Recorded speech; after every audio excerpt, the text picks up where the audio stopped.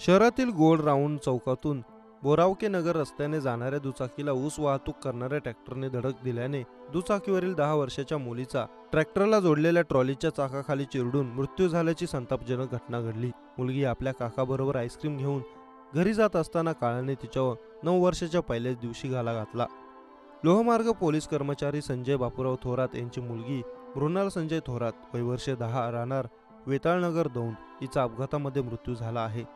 या प्रकरणी काका संतोष बापूराव थोरात राहणार वेताळनगर दौंड यांनी फिर्याद दिली। पोलिसांच्या माहितीनुसार फिर्यादी व त्यांचे भाऊ संजय थोरात हे वेताळनगर येथे एकत्र राहतात।